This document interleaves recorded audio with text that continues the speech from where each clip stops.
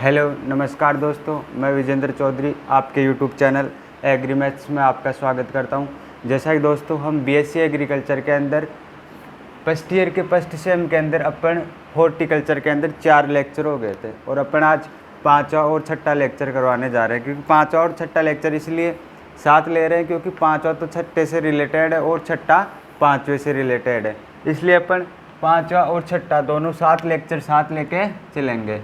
ठीक है, इससे पहले मैं आपको एक बार बता दूं कि जो अपने पास जो हॉर्टिकल्चर में जो कोड होता है अपना वो होता है HORT 111।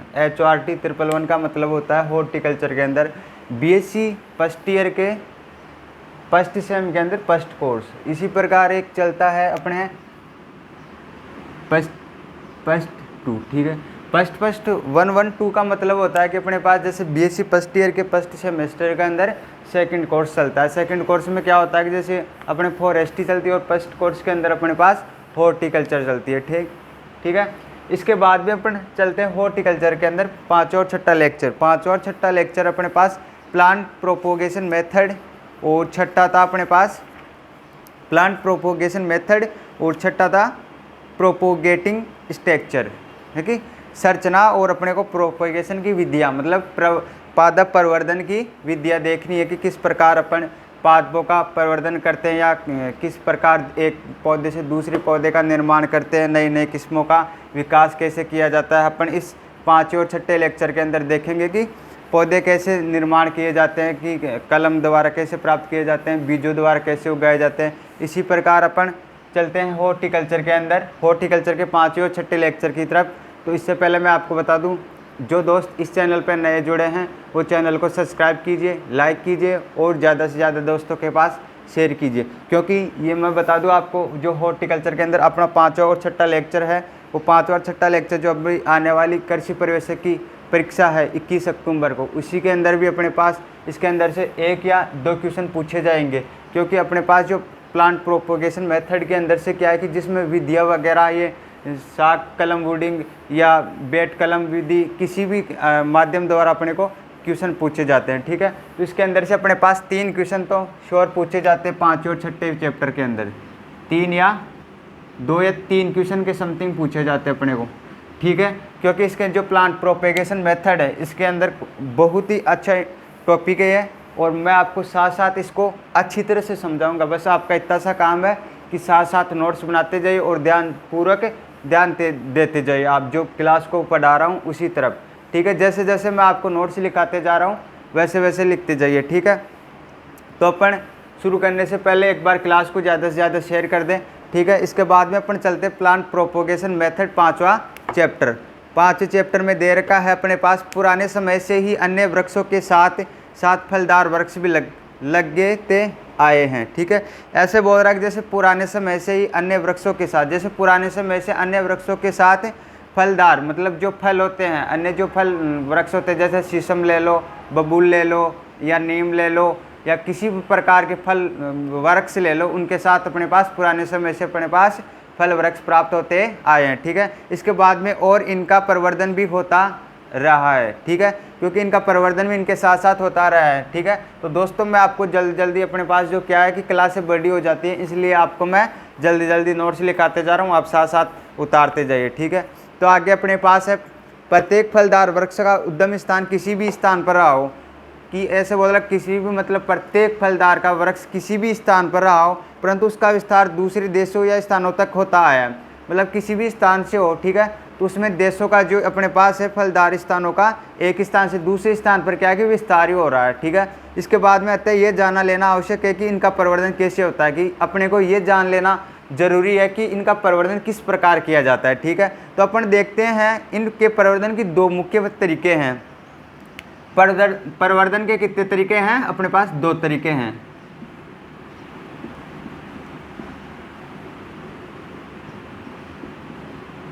मेथड अपने पास 2 मेथड हैं। 2 मेथड कौन कौन से अपने पास? जैसे एक तो लैंगिक हो गया और एक अलैंगिक हो गया। ठीक है, तो अपन पहले लैंगिक देख लेते एक बार, इधर ले लेते अपन लैंगिक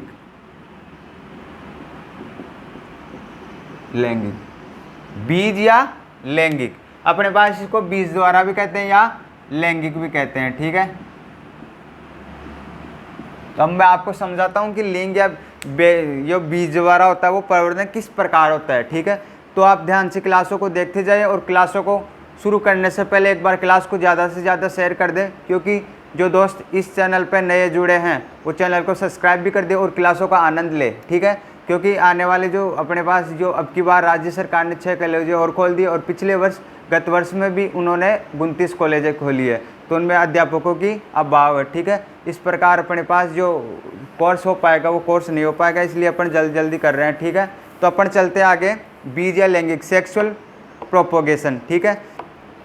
इसके अंदर दे रखा है ये प्राकृतिक रूप से फैलाव का उत्तम उदाहरण, जो प्रकृति में क्या है कि ये प्राकृतिक रूप से फैलाव का एक उदाहरण है, कौन सा, लैंगिक। इसके बाद में अपन चलते हैं प्राकृतिक रूप से बीजों द्वारा तैयार किए गए पौधे बीजू पौधे कहलाते हैं। जो प्राकृतिक रूप से क्या, इसके अंदर मैं इसकी परिभाषा लिख दूं, प्राकृतिक रूप से जो बीजों द्वारा पौधे तैयार किए जाते हैं, पौधे तैयार किए जाते हैं, उसे अपन बीजू पौधे कहते हैं, ठीक है। क्या कहते हैं अपन, बीजू पौधे कहते हैं। तो इस जैसे जैसे मैं आपको बोर्ड पे करा रहा हूँ या फिर अपने पास जो बोल बोल के आपको लिखा रहा हूँ उनको साथ साथ उतारते जाइए, ठीक है। इसके बाद में अपन चलते हैं, अपन बीजू पौधे किसे कहते हैं, मैं आपको बता दिया कि प्राकृतिक रूप से बीजों द्वारा तैयार किए गए पौधे को बीजू पौधे कहते हैं, ठीक है। इसके बाद में अपन चलते हैं नर्सरी में फल पौधे तैयार करना, कि नर्सरी में किस प्रकार अपन फल पौधे तैयार करते हैं। तो अपन देखते हैं, जड़ की प्रकृति के अनुसार ही थैली या क्यारियों में बीज की बुआई का निर्णय लेना चाहिए। जो अपन खेत के अंदर बुआई करते हैं तो वो जड़ की प्रकृति के अनुसार अपन को थैली या क्यारी के द्वारा अपने को नर्सरी तैयार करनी चाहिए, कि अपने पास जो जड़ वगैरह जो जिसकी लंबी है वो किस अंदर अपन क्यारी के अंदर बोए या फिर थैली के अंदर लगाए, ठीक है। अपने पास जो पॉलीथीन आती है। तो उसके बाद में अपन चलते हैं, जिन फल वृक्षों की जड़ें सीधी व गहरी जाती है तथा शीघ्रता से बढ़ती है, उनके बीज को सामान्य तौर पर पॉलीथीन की थैलियों में लगाते हैं। ये बोल रहा है कि जैसे अपन सीधी जो जिन पौधों की जड़ें अधिक गहराई तक जाती है, जैसे मान लो ये पौधा अपने पास और अपनी मिट्टी की सतह यहाँ तक है, ठीक है। अब इसकी जो जड़ें हैं वो दूर दूर तक जाए, ठीक है। क्या है, दूर दूर तक जाए। और इसके अंदर दे रखा है शीघ्रता से जो वृद्धि होती है, इसकी शीघ्रता से वृद्धि हो, ठीक है। इसके बाद में है सीधी, जड़ें सीधी व गहरी जाए, मतलब जो जड़ें हैं वो इस प्रकार न जाए कि आडी टेढ़ी जाए, इस प्रकार न जाए, क्योंकि जो जाने वाली चाहिए, जो अपने पास जो थैली में लगाते हैं वो क्या है कि जैसे जैसे जड़ें जो है ना वो सीधी जाती है इस प्रकार, और इसमें क्या है कि वृद्धि होने के चांस बहुत अधिक होते हैं। इसलिए अपन जो पौधे तैयार करते हैं वो अपन थैली में तैयार करते हैं। इस प्रकार के पौधे, जिनकी पौधे की जड़ें लंबी होती हैं, उनको अपन थैली में तैयार करते हैं, ठीक है। इसके बाद में अपन चलते हैं आगे, उनके बीजों को सामान्य तौर पर पॉलीथीन की थैलियों में लगाते हैं। जिन पौधों की जड़ें की प्रकृति धीमी गति से बढ़ने की होती है, बीजों को सामान्यतः क्यारियों में ही बोते हैं। जिन पौधों की अपने पास जो जड़ों की वृद्धि होती है वो क्या होती है कि धीमी होती है या तिरछी वगैरह जाती है, तो उनको अपन क्या है कि क्यारियों के अंदर लगाते हैं। जैसे मान लो ये पौधा था अपने पास, उसके अंदर थैलियों में लगा रहते हैं, ठीक है। उस समय तो क्या थी, जो जड़ें थी वो सीधी जा रही थी, ठीक है। इस प्रकार जब अपन जब क्यारी में लगाते हैं या अपन क्यारी में लगाना चाहते हैं तो किस प्रकार की जड़ें होनी चाहिए। जिस पौधे की जड़ें अगर मान लो कि इधर तिरछी वगैरह जा रही हो, जड़ें धीमी गति से वृद्धि कर रही हो, तो उसको अपन क्यारी के अंदर लगाएंगे उस नर्सरी के, ठीक है। इसके बाद में अपन चलते हैं आगे, जिन फल वृक्षों के पौधों की जड़ें नाजुक होती है तथा जिनको भूमि में रोपाई पलटाई करने पर किसी प्रकार का झटका लगता है, वह उत्तरजीविता कम होती है, उन्हें पॉलीथीन की थैलियों में लगाना ठीक रहता है। इसके अंदर दे रखा है कि जिन पौधों की जड़ें नाजुक हो, ठीक है। उसके बाद में जिन भूमि में रोपाई पटलाई करने पर झटका लगता हो, जिनको अपन बुआई वगैरह करने पर क्या है कि झटका लगता हो या मतलब टूटने की संभावना ठीक हो, अधिक हो, उसमें कि इसकी जड़ टूट सकती है या कोमल होती है। क्या कि जो अपन जो थैली के अंदर लगाते हैं उनकी जड़ें क्या होती है, कोमल होती है। जहाँ जिस पेड़ की मान लो कि अगर जड़ें कमज़ोर हो या नाजुक हो, ठीक है, उनको अपन थैलियों में लगाएंगे, ठीक है। इसके बाद में अपन चलते हैं जिन पौधे की जड़ें पलटाव को बर्दाश्त कर लेती है, जबकि जिस पौधे की जड़ें पलटाव को बर्दाश्त कर लेती है, मान लो कि अपन को मिट्टी से उठा के ऐसे फेंक दे उसको, या अपन दबो दे, ठीक है, उसके बाद में वापस वर्दी करवाने के लिए तैयार करें उनको, तो वो वर्दी हो जाए, उसके अंदर अपन क्यारी के अंदर करते हैं, क्योंकि उसकी उत्तरजीविता अधिक रहती है, ठीक है, और वो पौधा नाजुक नहीं रहता, उसकी जड़ें अधिक गहराई में या फिर अधिक मजबूत होती है, ठीक है। इसके बाद में आगे चलते हैं अपन, परिवर्तन में भी सहिष्णु है, उन्हें क्यारियों में लगाना उचित रहता है। इस प्रकार अपन आगे चलते हैं, क्यारियों में पौधे तैयार करने के कारण। अपन जो क्यारियों में पौधे तैयार करते हैं वो उसका क्या कारण है, कि अपन जो क्यारियों में पौधे किस लिए करते हैं या उसका क्या कारण है, ठीक है। तो मैं आपको इधर बता दूं,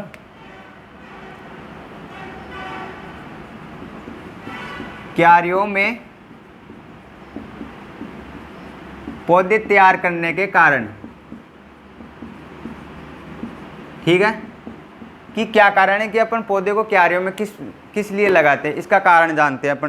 तो इसका कारण अपने पास मूलवृंत के रूप में जिन पौधों को अधिक समय तक रखना होता है, कि अपने पास जो मूलवृंत को अधिक समय के लिए रखना होता है, ठीक है, उसको अपन क्यारियों के अंदर लगाते हैं, ठीक है, उनकी बुआई क्यारियों में ही करते हैं, ठीक है। इसके बाद में अपन नेक्स्ट जो अपनी लाइन है वो है, जिन फल पौधों की जड़ों की गति धीमी होती है उन्हें सामान्यतः क्यारियों में ही तैयार करते हैं। जिन फल वृक्षों की जड़ें, जिन फल वृक्षों की, एक तो ये पहला कारण हो गया था, ठीक है। उसके बाद में दूसरा कारण है कि जिन पौधों के अपने पास, या जिस प्लांट के अपने पास जो जड़ें होती है वो क्या है कि अपने पास जो धीमी गति से वृद्धि करती है, उसको अपन क्यारियों के अंदर लगाते हैं, ठीक है। इसके बाद में तीसरा कारण देखते हैं, जिन बीजों की अंकुरण क्षमता कम हो, कि जिन बीजों की अंकुरण क्षमता कम हो उन्हें भी अपन क्यारियों के अंदर लगाते हैं, ठीक है। इसके बाद में अपन चलते हैं, उनको थैलियों में तैयार करना महंगा पड़ता है, क्योंकि अपन जो थैलियों में अगर पौध तैयार करते हैं उसमें क्या है कि अपने को महंगा पड़ता है, इसलिए अपन क्यारी के अंदर लगाते हैं, क्योंकि अपने पास जो खर्चा होता है, अपने पास जब पहले थैली लानी पड़ती है उनको लिए उर्वरक वगैरह, या फिर अपने पास जो मजदूर वगैरह लगाने के लिए भी उनकी आवश्यकता होती है, इसलिए अपने पास ये इसके लिए महंगा पड़ता है, ठीक है। इसके बाद में अपन जो चौथा अपने पास कारण है वो है, जिनकी अंकुरण क्षमता 80% या अधिक हो उनको थैलियों में तैयार करते हैं। जिनकी अंकुरण प्रतिशत क्षमता 80% से अधिक हो, क्या हो, 80% से अधिक हो, क्या हो, अधिक अंकुरण प्रतिशतता, अंकुरण प्रतिशत अधिक हो, जिनको अपन थैलियों के अंदर लगा सकते हैं, ठीक है। इसके बाद में पांचवा कारण अपने पास, जिनकी अंकुरण योग्य अंकुरण क्षमता कम होती है उनके बीजों को अपने क्यारियों में लगाते हैं। जिनकी अंकुरण प्रतिशत क्षमता अगर 80% से कम हो, कम, ठीक है, और ये अधिक को दर्शाता है, तो अपन उनको क्यारियों के अंदर लगाते हैं, ठीक है। इसके बाद में अपन चलते हैं, ये अपने पास जो 5 कारण थे वो आपको मैं 5 कारण बता दिया, ठीक है। इसके बाद में अपन की ये कारण इस प्रकार थे कि जिसकी अंकुरण प्रतिशत 80% से अधिक होती है उनको तो अपन थैलियों के अंदर लगाते हैं। इसके बाद में अपन जैसे मान लो जिसकी अंकुरण प्रतिशत क्षमता 80% से कम हो उसको अपन क्यारियों के अंदर लगाते हैं। जिसकी अगर मान लो अपने पास है, जैसे जिनके अपने पास जो महंगाई पड़ती है इसलिए अपन इनको क्यारियों के अंदर लगाते हैं। जो कि अपने पास जो थैलियों के अंदर लगाते हैं तो उनके पास अपने को थैलियाँ भी लाने की आवश्यकता होती है और मजदूर की भी आवश्यकता होती है। इस प्रकार अपन आपके पास 5 कारण हो गए। इसके बाद में अपन देखते हैं थैलियों में पौध तैयार करने के लाभ। जो अपन थैलियों में पौध तैयार करते हैं वो कि क्या क्या लाभ उसका। अगला नेक्स्ट टॉपिक, थैलियों में पौधे तैयार करने के लाभ। कि जब अपन थैलियों के अंदर पौधे लगाते तो अपन को क्या लाभ होता है, कि इसलिए अपन लगाते हैं कि अपने को क्या लाभ हो, ठीक है। तो अपन देखते हैं, मैं आपको बता दूं, परिवहन में आसानी रहती है। जो अपन परिवहन कराते हैं एक स्थान से दूसरे स्थान पर ले जाने के लिए अपन पौधों को जो परिवहन करवाते हैं, ठीक है, तो उसके अंदर भी अपने को लाभ होता है क्योंकि अपने पास ज़्यादा मेहनत नहीं करनी पड़ती, ठीक है। क्योंकि इसके अंदर अपने पास जो थैलियों के अंदर लगाते हैं प्लांट को, ठीक है, तो उसको अपन उठा के सीधे अपने पास जो परिवहन होता है उसके अंदर या कुछ भी साधन ले लो उसको अंदर, तो अपन उसके अंदर रखें और सीधे एक स्थान से दूसरे स्थान पर ले जाते हैं, ठीक है। अब उसके अंदर क्या होता है कि जैसे अपने पास जो क्यारियों के अंदर लगाते हैं, क्यारियों के अंदर क्या होता है कि जैसे अपने पास उनको उखाड़ना पड़ता है या उनको कैसे जैसे अपन मजदूर लगवाते हैं या खुरपी वगैरह या फावड़ा वगैरह द्वारा अपने को उनको खुदाई द्वारा फिर उपाड़ते हैं, ठीक है। उसके बाद में अपन किसी भी या गमले वगैरह में ले लो या फिर किसी भी प्रकार के अपने पास जो वस्तु उसमें डाल के फिर उसको अपने पास साधन के अंदर रखा जाता है और फिर एक स्थान से दूसरे स्थान पर ले आया जाता है, ठीक है। तो उसमें क्या है कि क्यारियों के अंदर तो अपने पास ये सिस्टम ज़्यादा लेंथी पड़ जाता है, इसलिए अपने थैलियों में इस प्रकार लगाते हैं क्योंकि एक स्थान से दूसरे स्थान पर ले जाने के लिए अपने को परिवहन में आसानी होती है, ठीक है। इसके बाद में ये अपने पास जो पहला लाभ था वो हो गया। इसके बाद में है इसमें क्या है कि थैलियों के अंदर अपन लगाते हैं प्लांट को तो अपने पास जो नुकसान नहीं होता, ठीक है। इसके बाद में इसलिए पौधों की लोडिंग सस्ती पड़ती है। जो अपने पास जो पौधे की लोडिंग है, मैं अभी आपको बताया था कि जो अपने एक स्थान से दूसरे स्थान में किसी साधन द्वारा लेके जाते हैं तो इसमें क्या है कि लोडिंग की आवश्यकता बहुत ही कम पड़ती है, ठीक है। इसके बाद में है या सस्ती पड़ती है।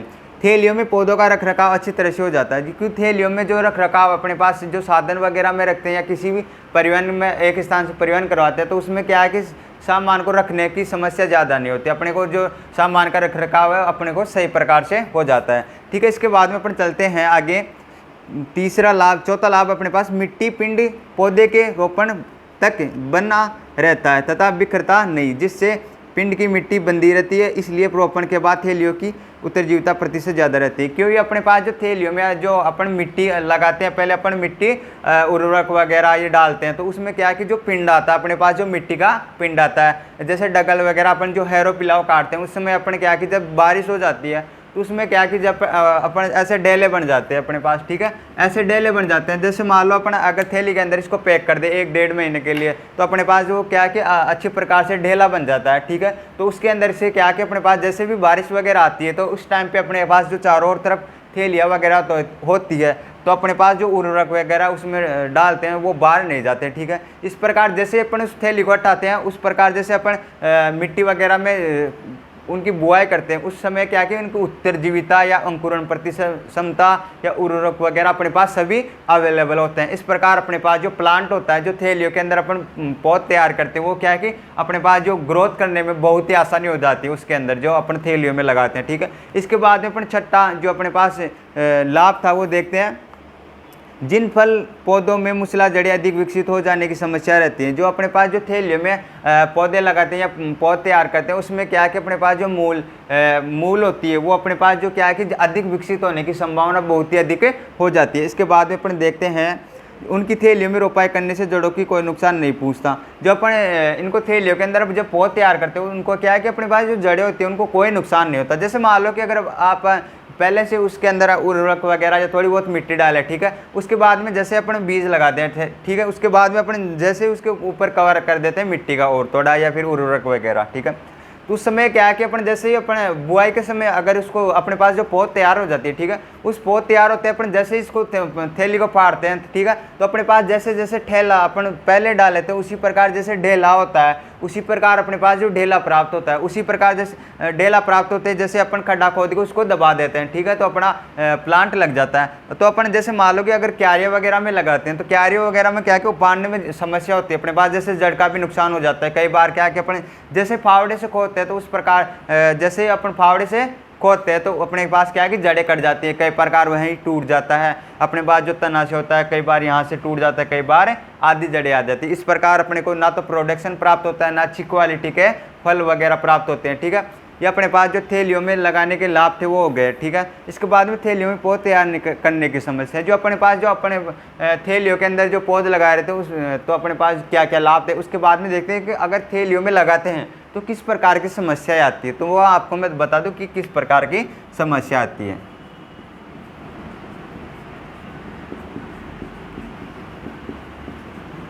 पौधे लगाने से समस्याएं जो अपने पास चीज़ की अपने पास जो समस्या या हानि मान लो इसको, ठीक है। तो अपने पास पहले देख लेते हैं इसके एडवांटेज, इसके बाद में अपन देखते हैं डिसएडवांटेज का मतलब होता है कि हानि कि अपने पास जो थैलियों में लगाते हैं तो किस प्रकार की डिसएडवांटेज होती है। पहले अपन देख लीजिए डिसएडवांटेज की, ठीक है। अपन चलते हैं आगे तैयार करने की सीमाएं, थैलियों में पौधे तैयार करने की सीमाएं देखते हैं, ठीक है।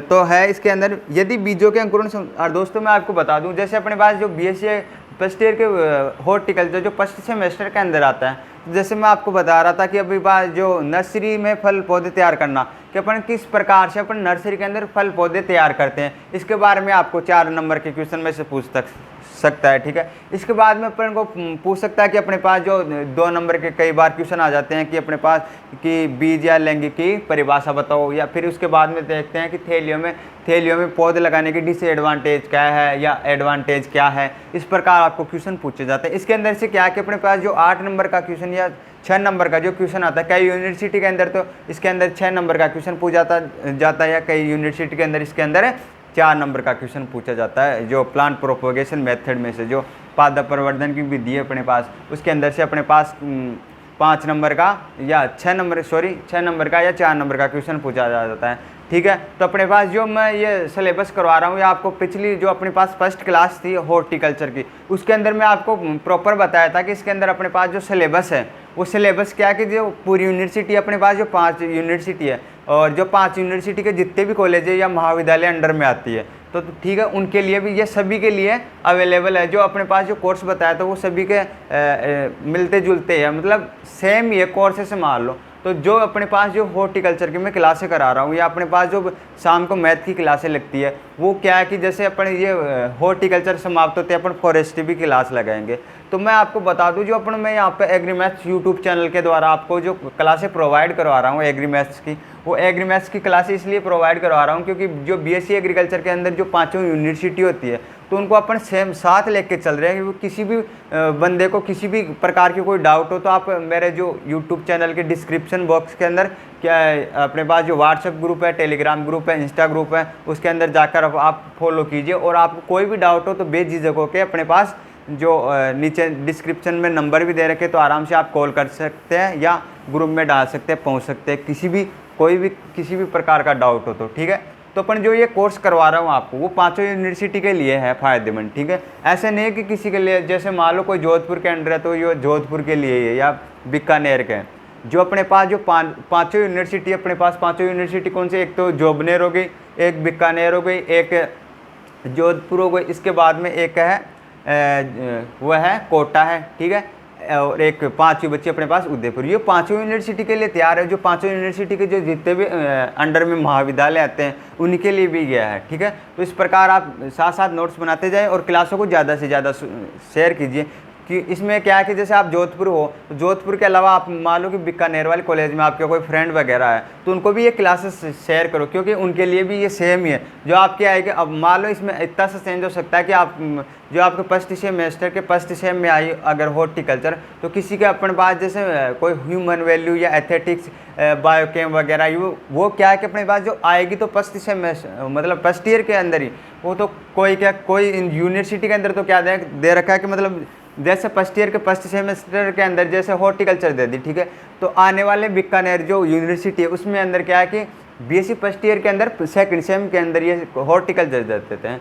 तो इस प्रकार कोई घबराने की आवश्यकता नहीं है आपको। जैसे मान लो आपको जोधपुर वालों को पहले हॉर्टिकल्चर दे दी, उसके बाद में आपको अगले जैसे बीकानेर वालों को सेकंड सेमेस्टर के अंदर हॉर्टिकल्चर दे दी। इस प्रकार आपको सेम सिलेबस रहेगा ये का ही। और मैं आपको बता दिया शुरू क्लास के अंदर अपने पास जो क्या क्या टॉपिक है, अपने को किस प्रकार पढ़ना है, किस हिसाब से तैयारी करनी है कि अपने पास अच्छी हो जीपी हो। अगर दोस्तों मैं आपको बता दूं कि जो अपने पास जो फर्स्ट ईयर के अंदर होती है, अगर आप उस फर्स्ट ईयर के अंदर आप ओजीपी अगर ओजीपी मेंटेन कर लिए ना आप फर्स्ट ईयर के अंदर, जितनी आपको ओजीपी फर्स्ट ईयर के अंदर बनानी है ना, वो आप ओजीपी फर्स्ट ईयर के अंदर बना सकते हो। उसके बाद में क्या है कि हमेशा डाउन ही जाती है, ऊपर नहीं जाती। जैसे आपको जितनी ओजीपी बनानी है ना, उतनी ओजीपी आप फर्स्ट ईयर के अंदर बनाइए, ठीक है। जितनी मेहनत करनी है आप वो फर्स्ट ईयर के अंदर लगा दे, ठीक है। उसके बाद में क्या है कि ओजीपी बढ़ने के बहुत ही कम चांस होते हैं। जैसे जैसे आपको बता दूं मैं आपको, इसके अंदर क्या है कि सिलेबस बढ़ता ही जाता है, वो अपने पास जो घटता नहीं है। जैसे मान लो अपने पास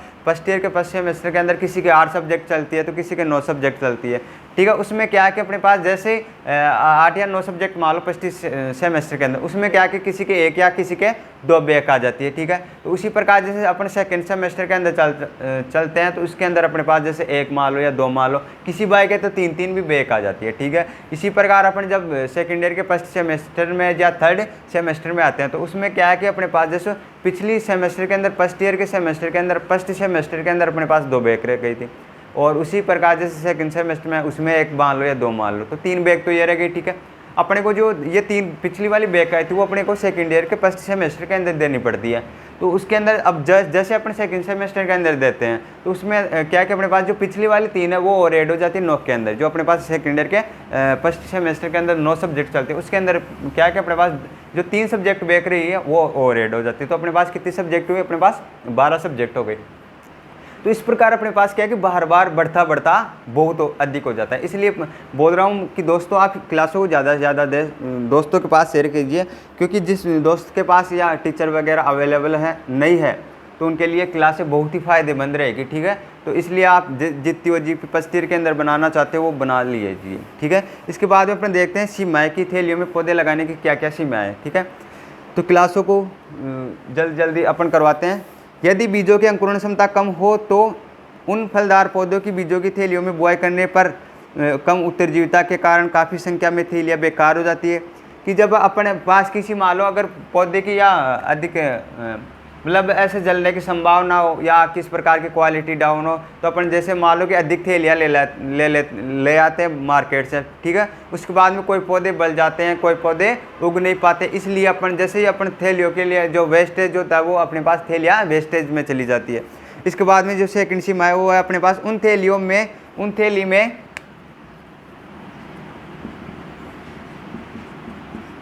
में सेकंड अपने पास उन थैली में खाद बीज भरने की क्रिया व्यर्थ चली जाती है।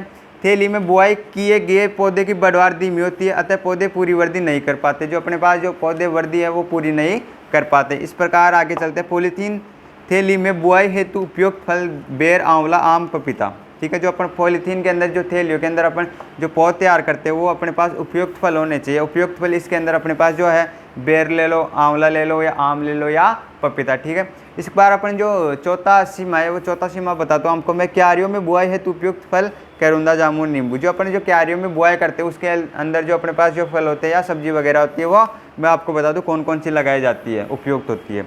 एक तो अपने पास जो करुंदा होता है, करुंदा, ठीक है। उसके बाद में जो जामुन होता है वो, नींबू और बेल। इसके बाद अपन देखते हैं asexual propagation. Asexual propagation second था अपना एसेक्सुअल प्रोपोगेशन। ये अपना फर्स्ट हो गया।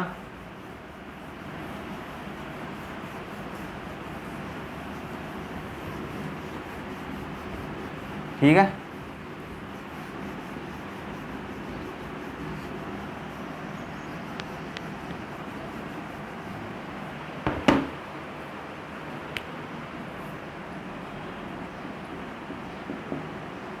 अलैंगिक प्रवर्धन, अलैंगिक प्रवर्धन या वानस्पतिक प्रवर्धन। इसके अंदर अपन जो प्रवर्धन करते हैं वो क्या है कि अलैंगिक प्रकार का करते हैं या वानस्पतिक भी, जो वानस्पतिक है उसके द्वारा अपन प्रवर्धन किए जाते हैं पौधों का, ठीक है। तो अपन जल्दी देखते हैं एक बार एसेक्सुअल प्रोपोगेशन के अंदर। अलैंगिक प्रवर्धन ऐसी प्रक्रिया है जिसमें नया जीव एकल जनक से बनता है। जो अपने पास जो नया जीव हो या नई किस्म का विकास होता है वो क्या है कि एकल जनक से बनता है। किससे बनता है? एकल जनक से, एकल जनक से बनता है नया जीव या नई किस्म, ठीक है। इसके बाद में आगे चलते हैं अपन। इसमें युग्मक या जनन कोशिका की कोई भूमिका नहीं होती। जो अपने पास जो युग्मक होता है या अपने पास जो होती है कोशिका एक जीव की, कोई अपने पास जो होती है वो भूमिका नहीं होती। कोई किसी प्रकार किसी पे निर्भर नहीं होता। ये कोशिका वगैरह या अपने पास जो युग्मक होता है किस प्रकार से पर भी निर्भर नहीं होता। ये वानस्पतिक द्वारा प्रवर्धन करवाया जाता है पौधों में, ठीक है। इसके बाद में चलते हैं अपन।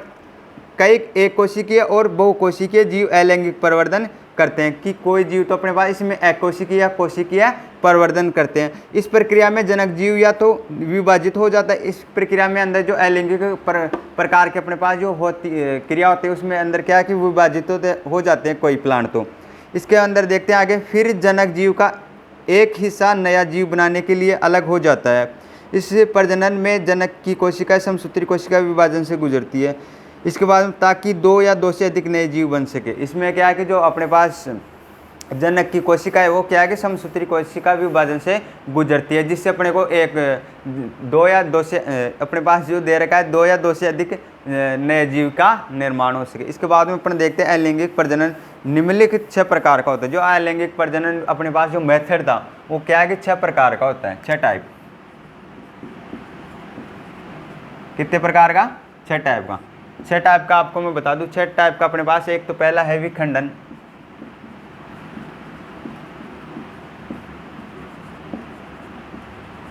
मुकुलन,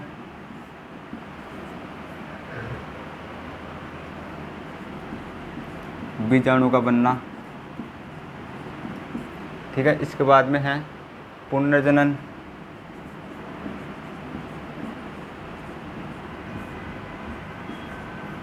चौथा अपने पास चौथा हो गया था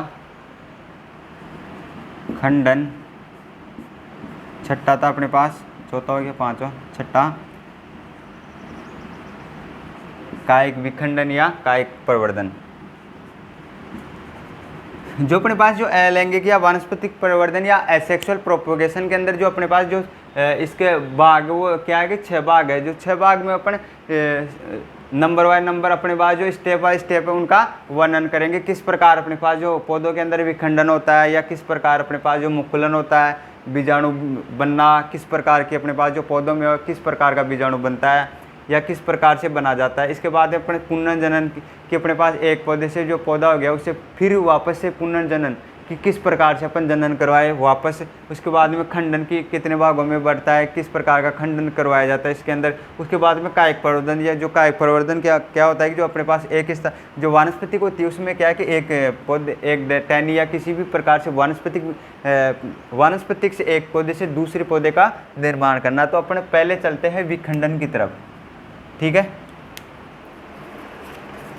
विखंडन की तरफ चलते हैं। विखंडन में एक कोशिकीय जीव नए जीवों को बनाने के लिए विभाजित होता है। जो अपने पास जो ये विखंडन होता है, ये एक कोशिकीय जीवों को बनाने के लिए विखंडित होता है या विभाजित होता है। नए जीवों को बनाने के लिए, एक कोशिकीय जीवों को बनाने के लिए विभाजित होता है। एक कोशिकीय जीवों को बनाने के लिए विभाजित होता है। कौन आता है विभाजित? विखंडन। इसके बाद अपन चलते हैं नेक्स्ट की ओर। तो नेक्स्ट अपने पास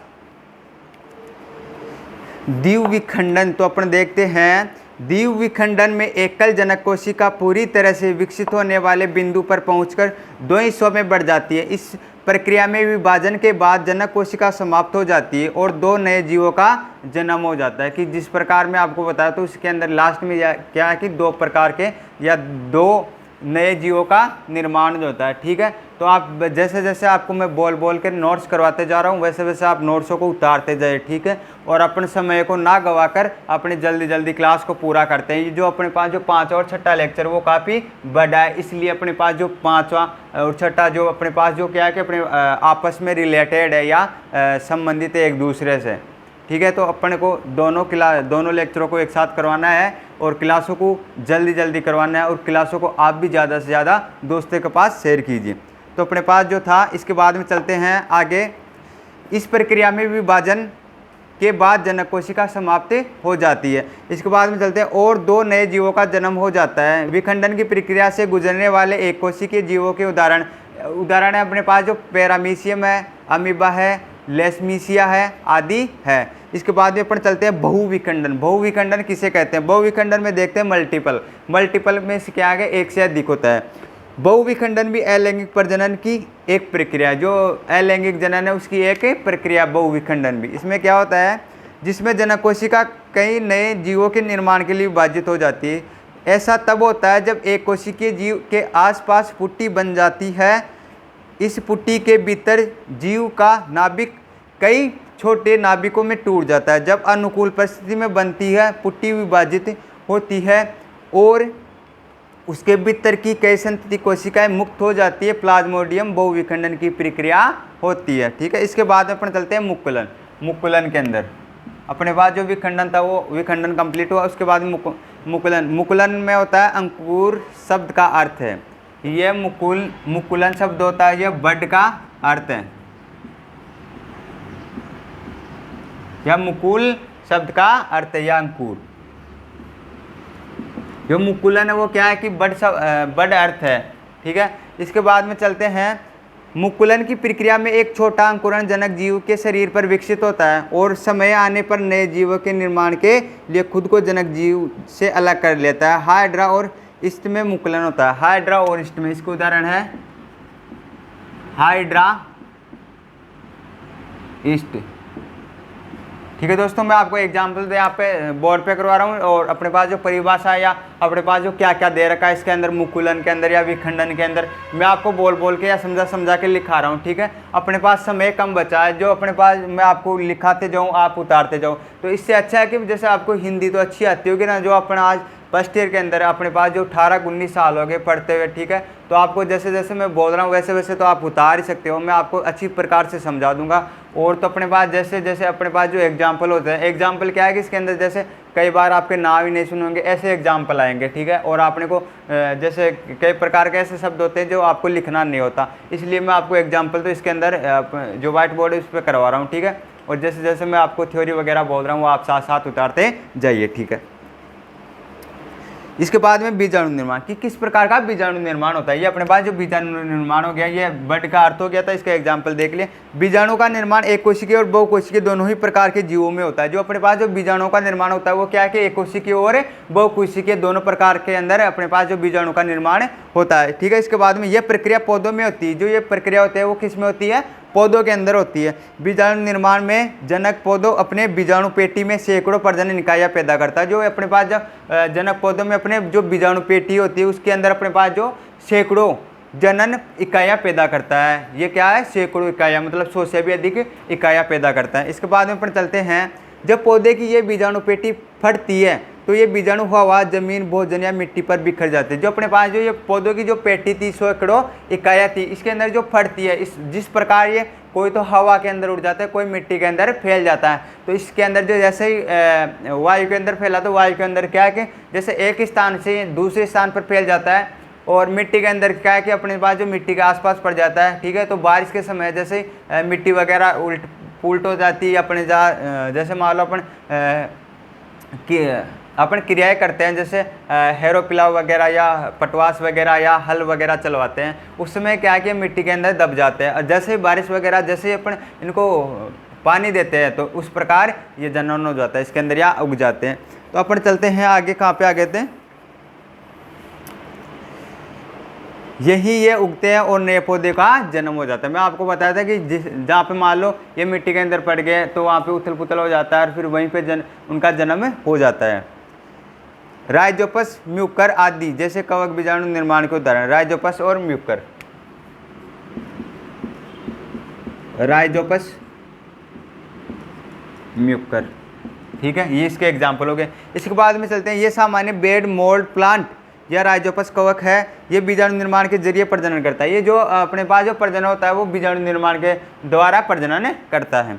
पुनर्जनन, अपन देखते हैं पुनर्जनन। पुनर्जनन में क्या दे रखा है? पुनर्जनन में अपने पास पुनर्जनन प्रजनन की अलैंगिक विधि है। जो अपने पास जो पुनर्जनन दे रखा है वो क्या है कि अलैंगिक जनन की एक विधि है। ठीक है, इसके बाद में है, इस प्रक्रिया में अगर जनक जीव का शरीर यदि कहीं से कट जाता है, इसमें क्या है कि किसी जनक जीव का अपने पास कहीं से भी शरीर कट जाता है, ठीक है, तो कटा हुआ प्रत्येक हिस्सा पुनर्जनित हो जाता है। जैसे मान लो ये अपने पास जो पेड़ है, तो ठीक है, इसके अंदर जैसे ही आपसे अपने पास जो घाव हो गया, इसके अंदर यहाँ से कट गया, तो इसके पास जैसे छाल वगैरह उतर जाती है तो वहाँ से अपने पास ये जनन हो जाता है। ठीक है, या वृद्धि होने लग जाती है, पुनर्जनित हो जाता है, और अपने शरीर के हिस्से से पूरी तरह से एक नया जीव बना लेता है। जो अपने पास जो शरीर से या इधर घाव वगैरह हुआ था या कटा हुआ था, तो इसके अंदर से क्या कि एक नए जीव या एक नए पौधे का ही निर्माण कर लेता है। इसके अंदर क्या आगे है, ऐसा इसलिए होता है क्योंकि जब किसी जीव का शरीर पुनर्जनन से गुजरता है तो उसमें कटना होता है, और फिर कटे हुए शरीर के हिस्से की कोशिकाएं तेजी से विभाजित हो जाती है। जो किस प्रकार से अगर किसी पौधे की कोशिकाएं वगैरह कट जाती है तो उस समय क्या है कि कटने के बाद में वृद्धि बहुत ही अधिक तेजी से होती है। इसके बाद में अपन चलते हैं आगे, और कोशिकाओं का गोलक बना लेती है। जो कोशिकाएं तो उनका क्या है कि गोलक बना लेती है, ऐसे गोल गोल आकार के बना लेती है। ठीक है, इसके बाद में आगे चलते हैं, ये कोशिका इसके बाद में अपने अंगों को शरीर के हिस्सों के निर्माण के लिए उचित स्थानों पर पहुंचा देती है। पूर्ण जनन पौधों और जानवरों दोनों होता है। हाइड्रा और प्लानेरिया, हाइड्रिया और प्लेनेरिया में पुनर्जनन होता है। क्या होता है? हाइड्रा और प्लेनेरिया में पुनर्जनन। क्या आपको छोटे क्वेश्चन में ऐसे भी पूछा है कि किस में पुनर्जनन होता है, तो अपने पास किस प्लांट में पुनर्जनन होता है, तो अपने पास हाइड्रा और प्लेनेरिया के अंदर पुनर्जनन होता है। इसके बाद में चलते हैं अपन खंडन।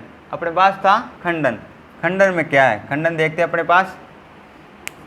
खंडन बहुकोशिकीय जीवों में होता है। जो खंडन किन जीवों में होता है? बहुकोशिकीय जीवों में होता है। यह होता है बहुकोशिकीय जीवों में।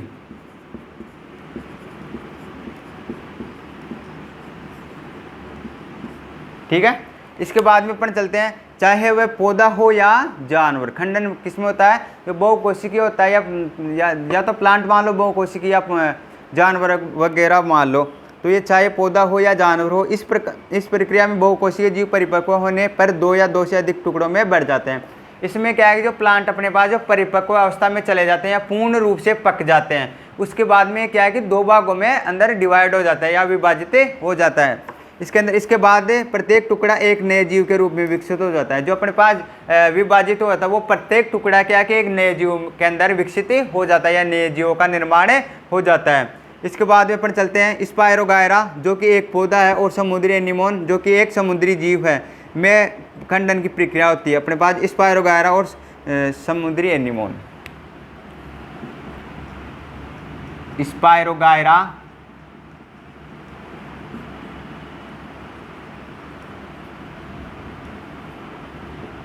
समुद्र एनीमोन। समुद्र एनीमोन तो जो समुद्र के अंदर पाया जाता है, और स्पायरोगायरा जो स्थल पर पाया जाता है। ये हो गया। ठीक है। इसके बाद में अपन चलते हैं कायिक प्रवर्धन। जो अपने पास छठा था कायिक प्रवर्धन। कायिक प्रवर्धन के अंदर क्या होता है?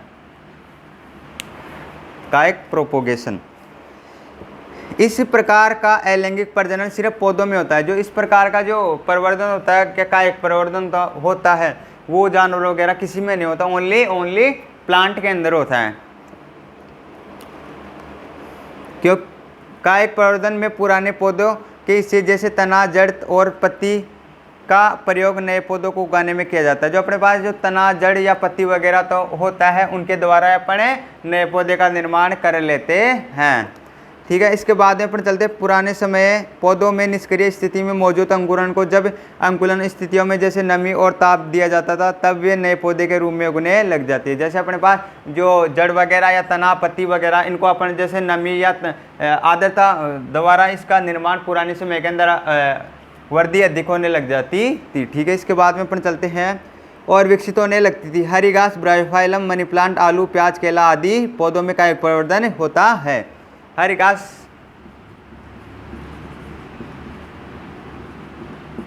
घास, ब्रायोफाइलम,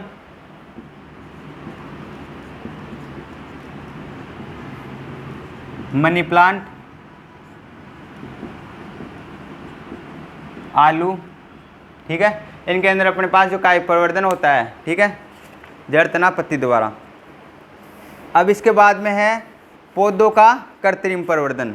तो अपने पास देख लेता हूँ एक बार कितना क्या बचा है अपने पास। 5वां 6वां लेक्चर।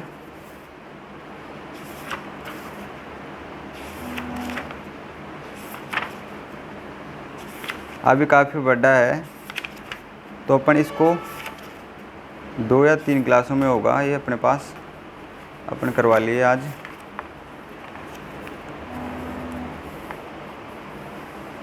अपने पास जो पौधों का कृत्रिम प्रवर्धन है, वो पौधों का अपन कृत्रिम प्रवर्धन किस प्रकार करते हैं, इसकी क्या क्या विधियाँ है, इसके अपन मेथड देखेंगे, या किस प्रकार करते हैं अपन कृत्रिम द्वारा। या कृत्रिम द्वारा जैसे अपन इतनी देर तो प्राकृतिक देख रहे थे, और अपन जो नेक्स्ट क्लास है उसके बाद इसमें अपन कृत्रिम देखेंगे किस प्रकार प्रवर्धन किया जाता है, कौन कौन सी विधियाँ होती है। इसके बाद में अपन अगली नेक्स्ट क्लास के अंदर चर्चा करते हैं।